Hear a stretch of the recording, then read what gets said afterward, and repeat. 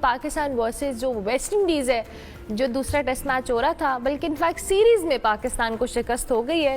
ये जो नाकामी रही क्यों रही और वेस्ट इंडीज़ ने दूसरे टेस्ट मैच में जो फतह हासिल की, उनकी क्या स्ट्रेंथ थी, इस पर हम ज़रा तज्जिया लेते हैं। एहसन हक्कानी हमारे साथ मौजूद हैं, स्पोर्ट्स एनालिस्ट, इनको खुश आमदीद कहते हैं। अस्सलाम वालेकुम Ehsan, thank you very much, good morning, I hope you are doing well. कल के मैच पे मैं अब क्या ही तज्जिया दूँ, आप ही देंगे, कल क्या हुआ?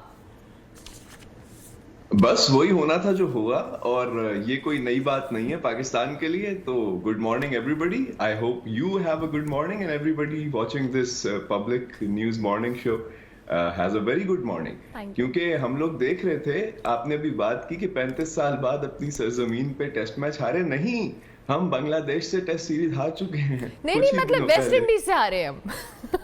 बिल्कुल वेस्ट इंडीज से हारे हैं, बिल्कुल ऐसे ही है। और वेस्ट इंडीज से अगर हारे हैं तो अपनी गलतियों की वजह से हारे हैं। बहुत सारे लोग जो है वो चीफ सिलेक्टर आकिब जावेद के ऊपर भी काफी क्रिटिसिज्म कर रहे थे कि जी स्पिनर्स खिला दिए, सिर्फ हमारी बॉलिंग साइड के अंदर फास्ट बॉलर्स थे ही नहीं। भैया आपने स्पिन विकेट्स बनाई थी, आपने मुल्तान की जो विकेट्स बनाई थी वो उसके ऊपर बहुत ज्यादा क्रिटिसिज्म हो रहा है कि वो ऑलरेडी सैक्रिफाइस पिचेस थी।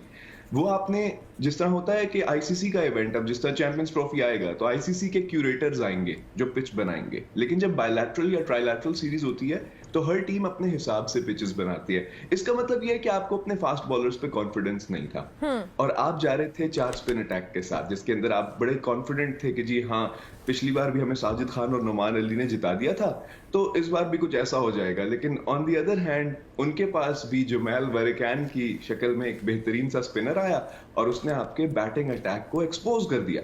और ये बैटिंग अटैक हमेशा से एक्सपोज्ड ही है। हमारी लक चलती है पहले 1-2 मैचेस के अंदर और उसके बाद हमारी स्ट्रैटेजी जो है वो डिस्क्लोज हो जाती है और वो स्ट्रैटेजी दूसरा टीम अपनाते हुए हमें ही हरा देता है, क्योंकि हमारे पास बैटिंग अटैक है ही नहीं। The only player that we had, अर्मिला, that knew how to play the spinner was Saud Shakeel, and Saud Shakeel did not perform as well. तो हमारे पास बाबर आजम, जो किंग बाबर आजम है, वो तो परफॉर्म कर नहीं रहे। उन्होंने पहली इनिंग्स के अंदर सिंगल डिजिट बनाए थे और दूसरी इनिंग्स के अंदर उन्होंने 31 रन्स बनाए। दूसरी तरफ हमारे पास अगर मोहम्मद रिजवान मेरे ख्याल से बैटर्स के अंदर सबसे बेहतर थे, जिन्होंने दोनों इनिंग्स के अंदर डबल डिजिट्स बनाए। तो हमारे पास बैटर्स है ही नहीं। आप हुरैरा को लेकर गए थे, हुरैरा फेल हो गए। शान मसूद जो आपके कैप्टन है वो ऑलरेडी अच्छा नहीं खेल रहे। नवंबर 2023 से उन्हें कैप्टन बनाया हुआ है और बड़ी उम्मीदों के साथ उन्हें कैप्टन बनाया था और चेयरमैन क्रिकेट बोर्ड ने भी ये कहा था कि भाई वी आर वेरी कॉन्फिडेंट कि Shan Masood will take on the test side and go to new heights. New heights क्या, आप नंबर 3 से नंबर 7 पे आ गए रैंकिंग में।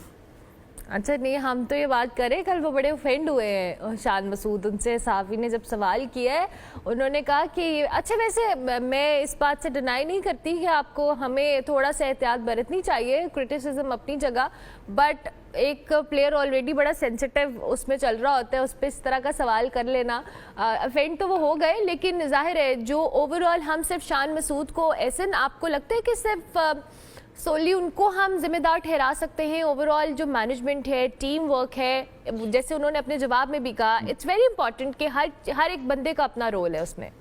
अच्छा, इससे क्या पता चलता है कि जो सिलेक्शन थी ना वो शान मसूद के हिसाब से शायद ना हो, क्योंकि जब दरमियान में रिफ्ट्स आते हैं तो फिर आपको ये पता चल जाती है बात। क्योंकि शान मसूद ने बाद में कहा कि अगर हमारे पास पेस अटैक के अंदर कोई होता तो हम फास्ट बॉलर्स खिलाते, ठीक है। जबकि वरेकैन ने अपने पोस्ट इंटरव्यू के अंदर ये कहा कि the key was to bowl slower deliveries. मतलब शान मसूद साहब ने ये भी जज नहीं सही किया था, क्योंकि दूसरी टीम का प्लेयर ये बता रहा है कि मैंने तो स्लो से भी ज्यादा स्लो कराई और वो थी की विकेट लेने की। तो ये पिच ही इस तरह की डेवलप हुई हुई थी कि ये स्लो पिच थी।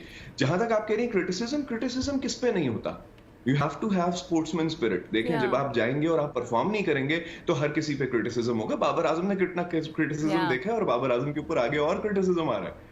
काफी सारे लोग जो हैं, वो तो मैं देख रहा था उस दिन, astrologers are saying 2025 is not for Babar Azam. तो गुड लक बाबर आजम। लेकिन वही वाली बात है कि आपके पास जब परफॉर्मेंस नहीं होगी तो क्रिटिसिज्म तो आएगा। और आप कप्तान बने हुए हैं, कप्तान का मतलब ये होता है कि अपनी परफॉर्मेंस भी दे और साथ साथ जो है दूसरों की परफॉर्मेंस का भी जवाब दें आप। एब्सोल्युटली। तो जब आप खुद परफॉर्म नहीं करते तो फिर टीम भी परफॉर्म नहीं करती। तो एंकरिंग सपोर्ट जो होती है वो आप नहीं दे रहे टीम को, जो रिक्वायर्ड है फ्रॉम अ कैप्टन। इसका मतलब आप प्रेशर ठीक नहीं ले रहे, या फिर यू डोंट रियली केयर, जो कि एटीट्यूड से लगता है कभी कभी शान मसूद के, यार मतलब जो भी हैं ये लोग सवाल पूछते रहते हैं, मैं फोकस नहीं कर पाता अपने क्रिकेट पे। बात ये उनको इसलिए लेकर आए थे टेस्ट साइड के अंदर शुरू में क्योंकि he was very good playing at England.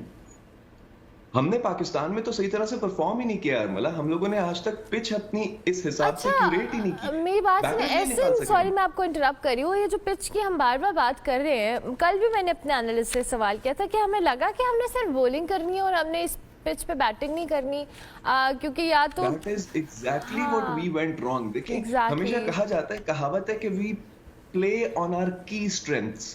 तो आपके पास सिर्फ की स्ट्रेंथ के अंदर बॉलिंग रह गई है, और बॉलिंग में भी क्या स्पिन बॉलिंग रह गई है सिर्फ। क्योंकि आपके फास्ट बॉलर्स जो है अब इतने लैंकी हो चुके हैं और इतना उनको स्ट्रेस हो जाता है कि यार मैं चैंपियंस ट्रॉफी के लिए खराब हो जाऊंगा, खुदा ना खास्ता वाइड बॉल प्ले नहीं कर सकूंगा, तो मैं लॉन्ग हॉल बॉलिंग नहीं कराऊंगा।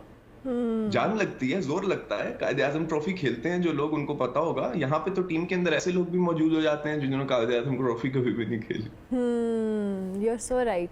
अब ये जो वाइट बॉल की आप बात करें, अच्छा ऐसे ना मसला ये है कि हमने जब अपनी इस टीम मुख्तलिफ जो 50 ओवर्स वाली हमारी है और फिर हम T20 देख रहे हैं और टेस्ट मैच देख रहे हैं, हमारी कोशिश होती है कि हम एक प्लेयर को हर जगह यूटिलाइज कर लें, और हमें फॉर्मेट्स में डिस्क्रिमिनेशन करने के लिए भी स्ट्रगल करना पड़ता है। आई गेस कि हमने एक प्लेयर को, जो टेस्ट मैचेस हैं जो ऑलरेडी खेल रहे हैं, उन्होंने इतने ज़्यादा खेले नहीं है इस फॉर्मेट के मैचेस, और जिसकी वजह से उनका स्टेमिना हो, फिटनेस हो, उसमें वो सारे प्लेयर्स बहुत स्ट्रगल करते हुए हमें नज़र आते हैं। इसका एक फैक्टर आप समझते हैं ये भी है कि हम टेस्ट सीरीज़ या इस तरह के टेस्ट मैचेस बहुत कम खेल रहे हैं?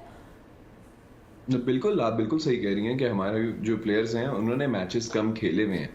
मैं एक और शो पे बात कर रहा था, उसमें जो हमारे साथ एक और एनालिस्ट बैठे हुए थे, उन्होंने बात ये की कि यार जो पहले जज करते थे ना टेस्ट बॉलर का या इवन वनडे इंटरनेशनल के बॉलर का और स्पेशली फास्ट बॉलर का, वो ये होता था कि यार इसने over a period of time कितनी बॉलिंग कराई है, जितनी ज्यादा बॉलिंग कराई है उसने उतनी ज्यादा बेहतर बॉलिंग करेगा। अब क्या होता है, इसको रेस्ट करा दो वरना इसको इंजरी निकल आएगी और फिर ये हमारे दूसरे फॉर्मेट में नहीं खेल सकेगा। और वो प्लेयर खुद भी कह रहा होता है हाँ मुझे रेस्ट करा दो क्योंकि मैं T20s के लिए अवेलेबल नहीं हूँ। T20 the shortest format of the game, the highly paid format, 4 over कराने हैं आपको।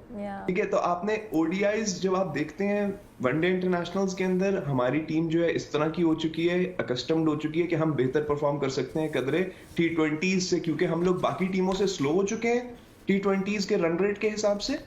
वो रन रेट अब हमारा सूट करता है वनडे इंटरनेशनल्स में, लेकिन जो हमारा कुकी क्रम्बलिंग इफेक्ट है, एक विकेट जाती है, दूसरी जाती है, तीसरी जाती है, चौथी जाती है, और बस वो मैंने टर्म इस्तेमाल की ना, खिजा के पत्तों की तरह झड़े होते हैं।